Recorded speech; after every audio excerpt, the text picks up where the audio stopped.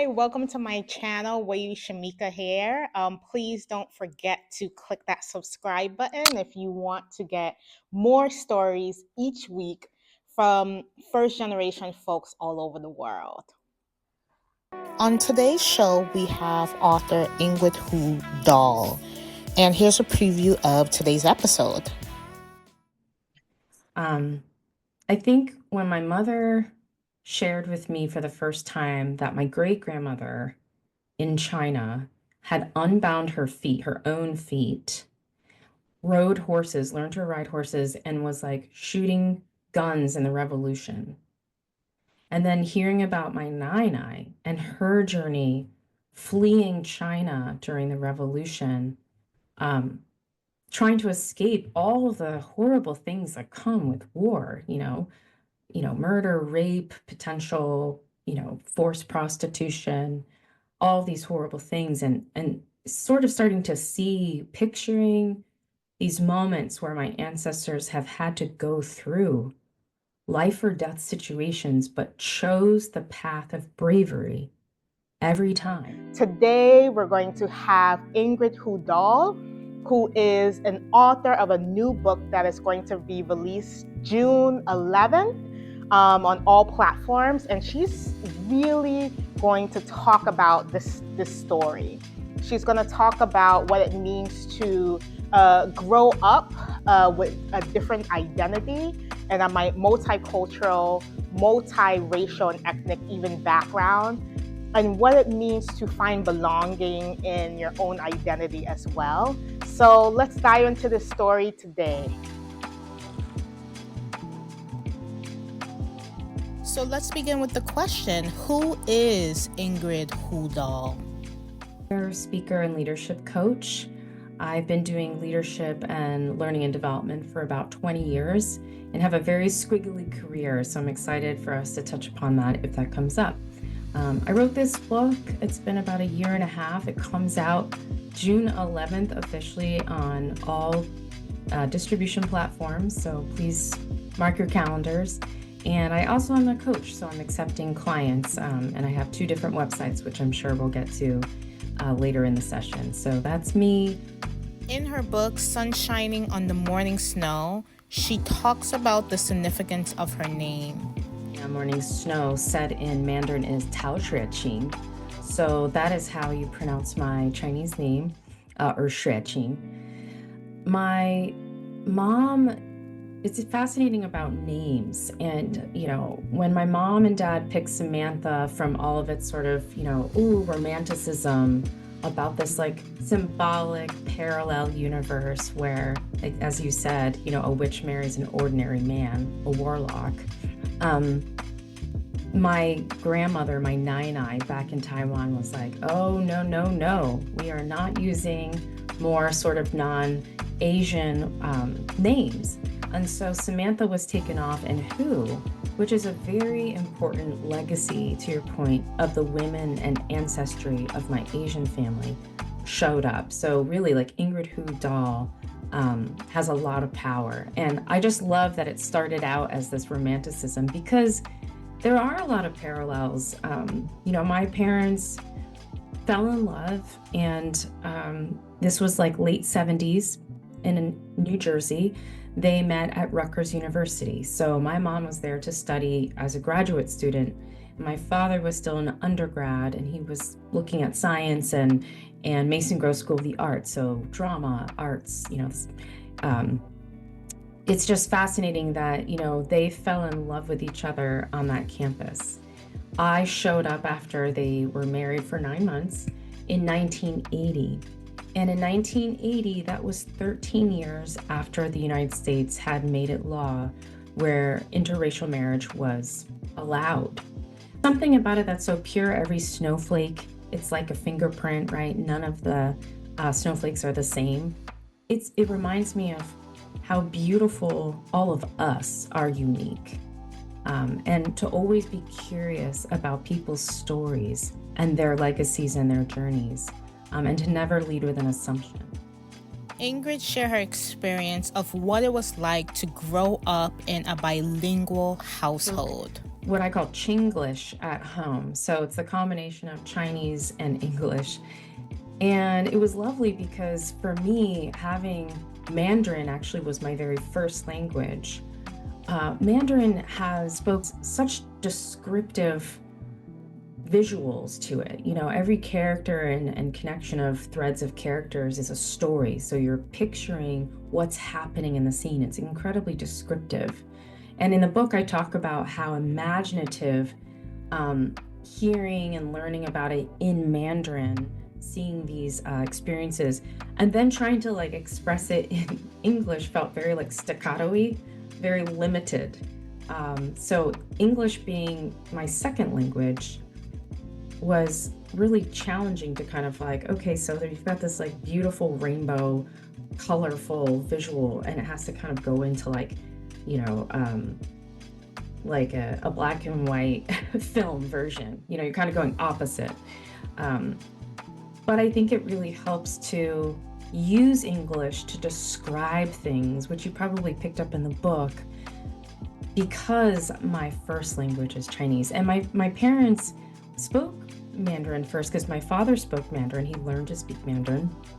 And we went back to Taiwan very often to visit family, spent entire summers while my mom was studying, staying in Taiwan. So that was very much embedded in my reality. Now, becoming a 4 or 5-year-old in New Jersey, needing to go to preschool, there's a scene in the book, you know, where my parents are bringing a piece of paper to the teacher that explains and transcribes the Chinglish. You know, what this means she has to pee, and this means she's hungry. And I think what's interesting about the US back then, the way multilingual, multicultural people were sort of treated was that, you know, if you don't speak English, which is just so supposed to be like a given, a norm, a baseline, they really didn't have a lot of training or approaches to support children who had like these mixed languages and mixed cultures.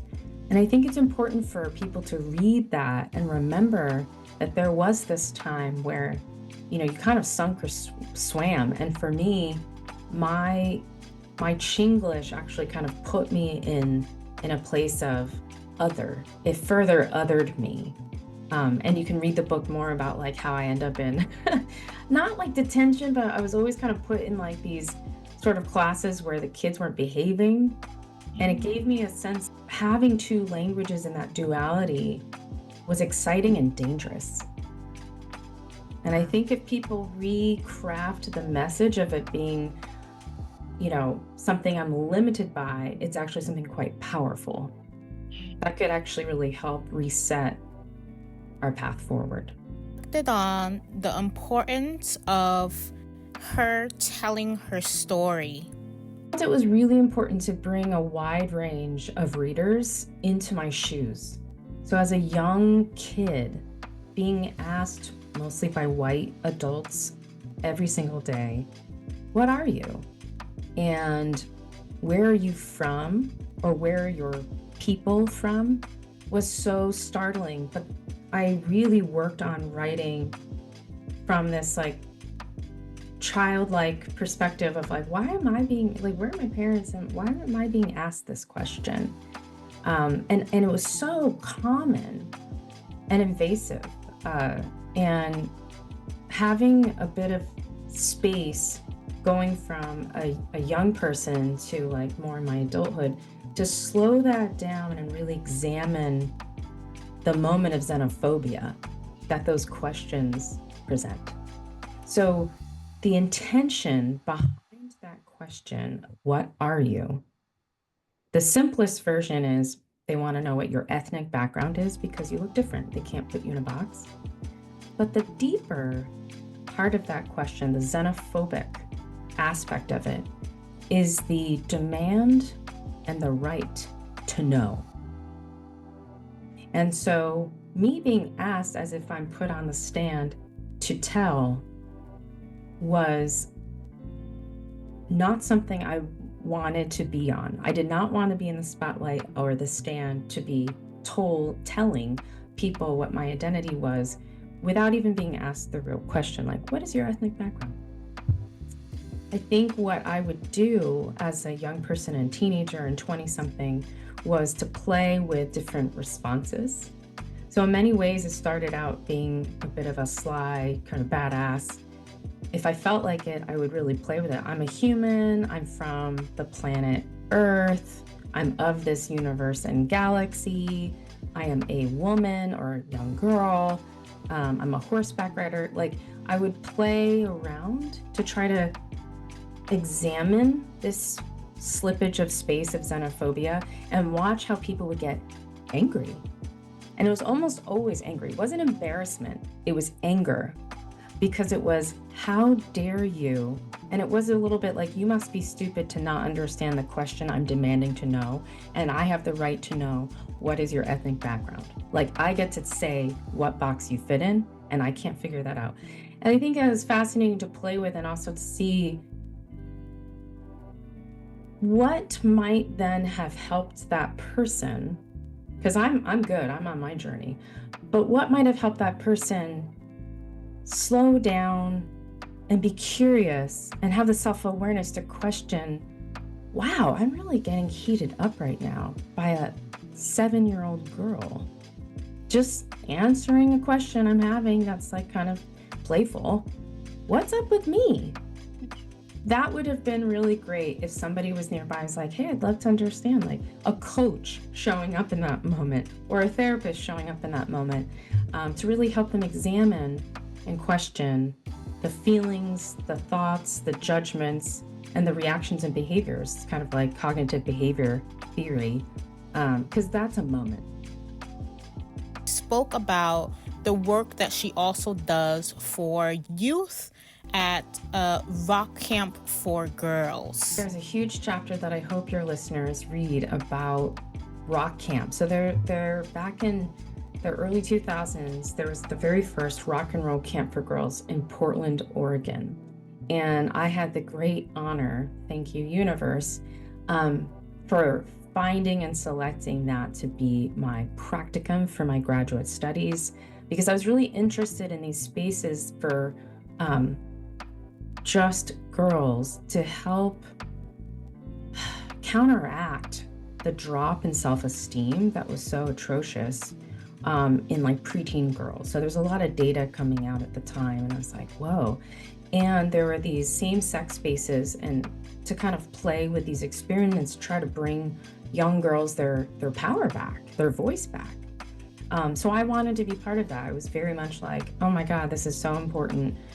So that camp experience, which I document pretty thoroughly, was important because I was also a musician at the time, and several other female musicians across all different genres, but a lot of rock music and indie rock, showed up to volunteer and support this environment, this cultivated, trusting environment and empowering environment, where we had never had that growing up.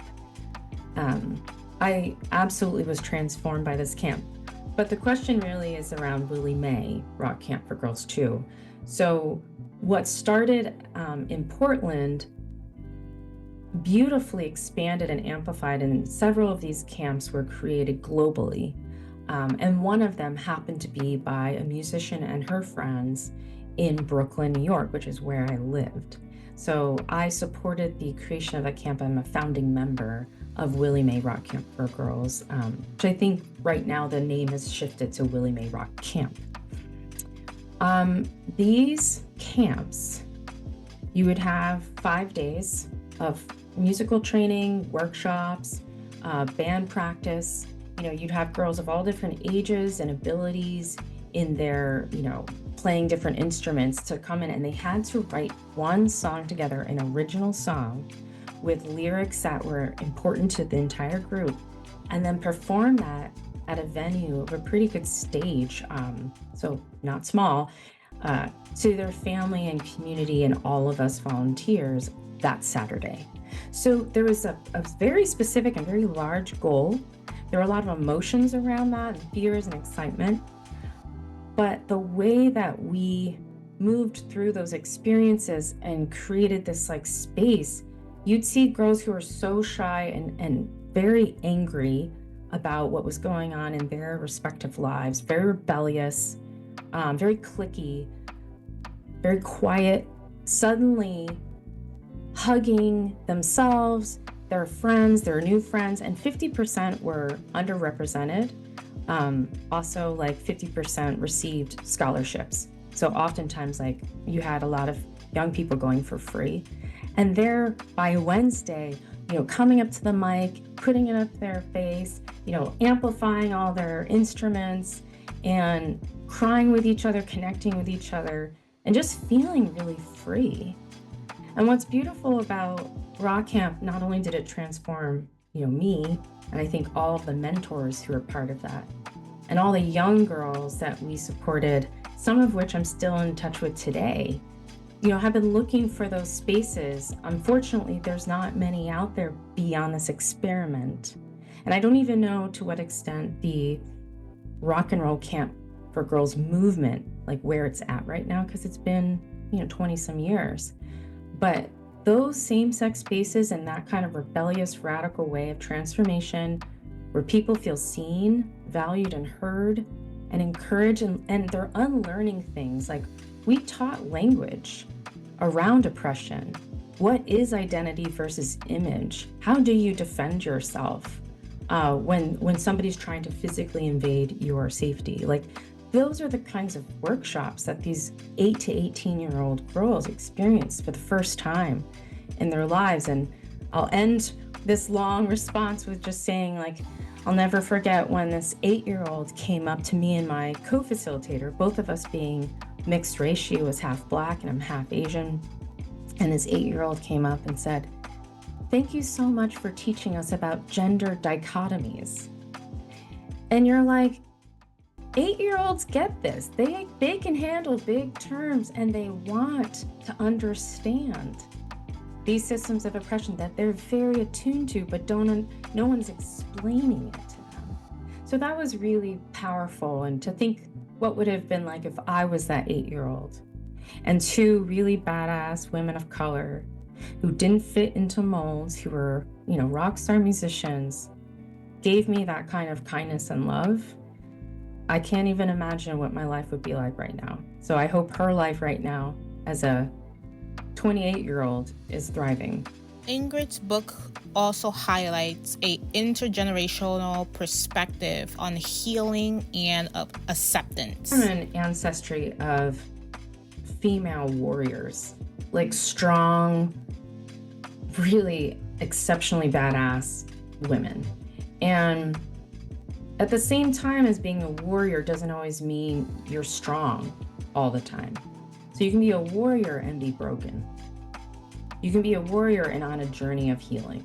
And I would say from my mother, her mother, my nai, my great-grandmother, there is a very deep intersection of claiming this empowered, authoritative self who's leading and in charge of their lives, who are commanding space in many ways, and a deep pain, a well of pain that requires tenderness, love, and healing.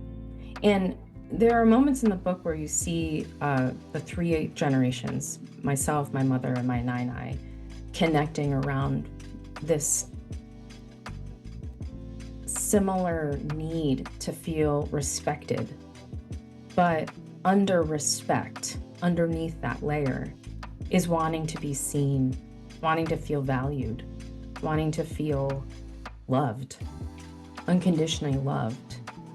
And seen and loved are not always conditional. I think when my mother shared with me for the first time that my great-grandmother in China had unbound her feet, her own feet, rode horses, learned to ride horses, and was like shooting guns in the revolution.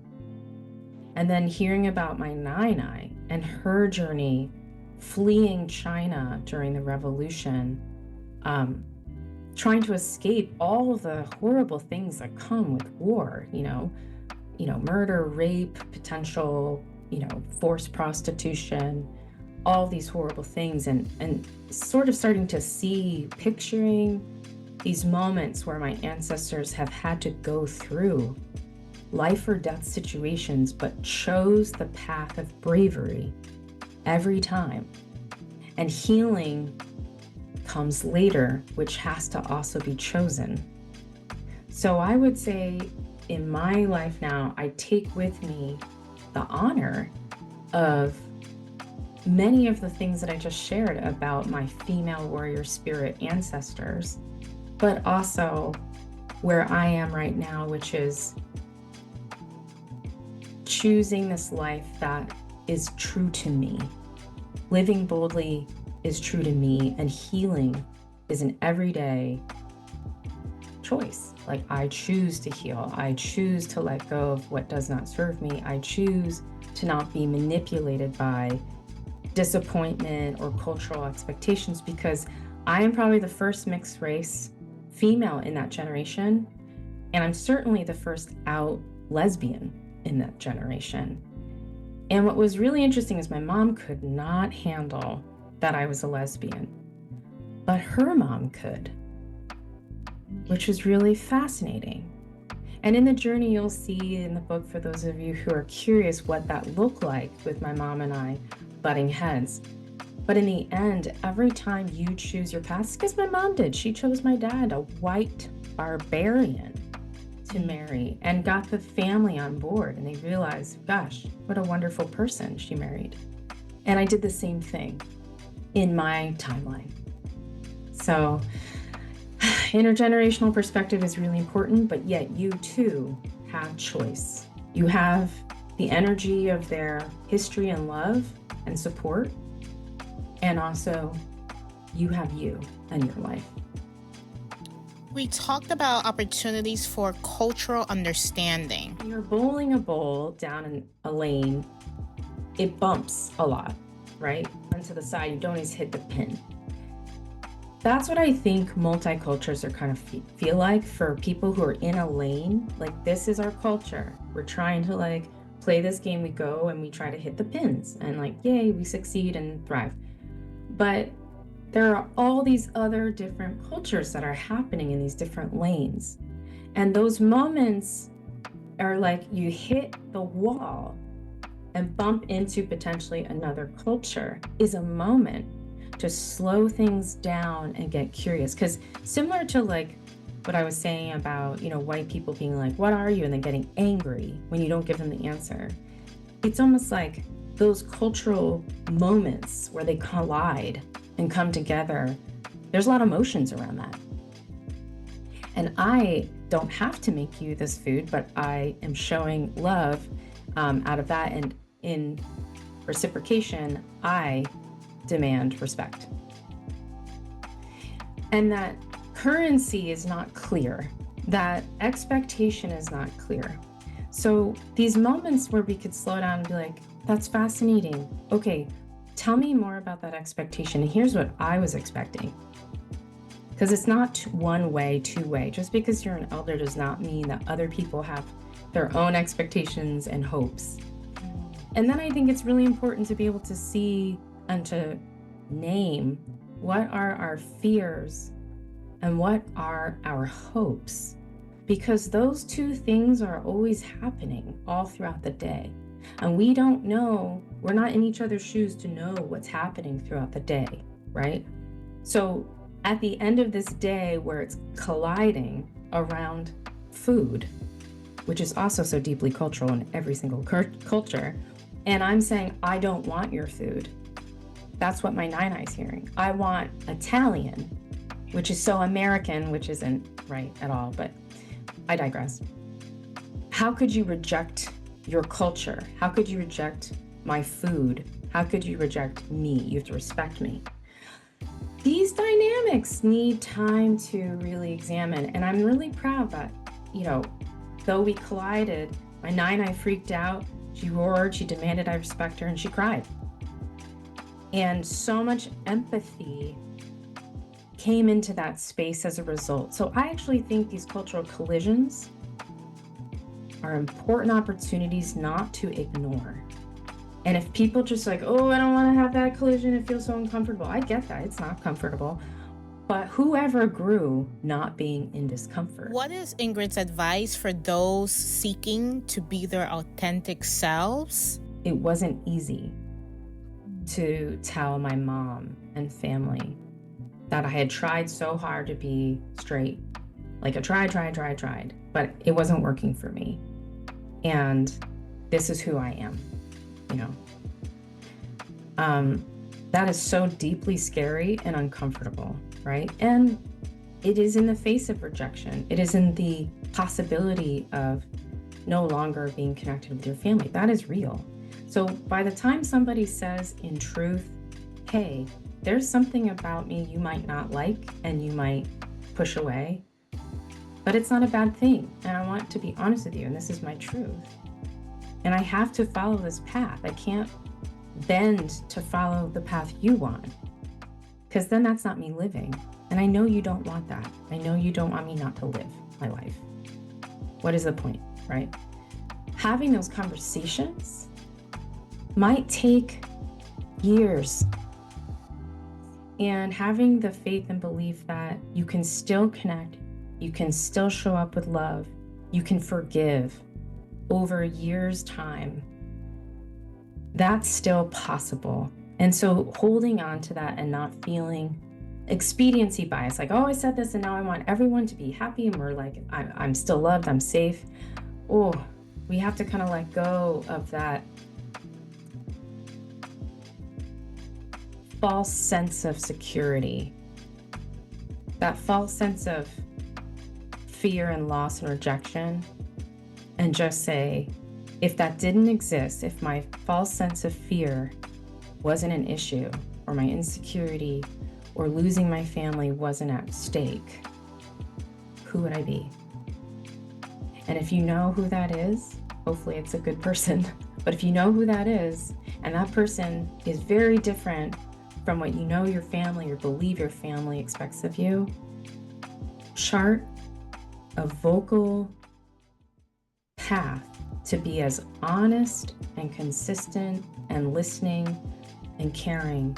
Because what's fascinating about standing in your truth and still being open and connective, but not receiving abuse from that and harm, I think that becomes an anchor that recenters the family and brings them into a different path. I actually think that's true because I've seen it. So hold that path potentially for your entire family to benefit from. And those looking for more information on Ingrid's work and her books, here is more information about where to find it. Go to sunshiningonmorningsnow.com for all the book information. But again, June 11th, you can access my book on any distribution platform. That means barnesandnobles.com, Amazon, or you can ask your local bookstore and they can order it via Ingram Spark.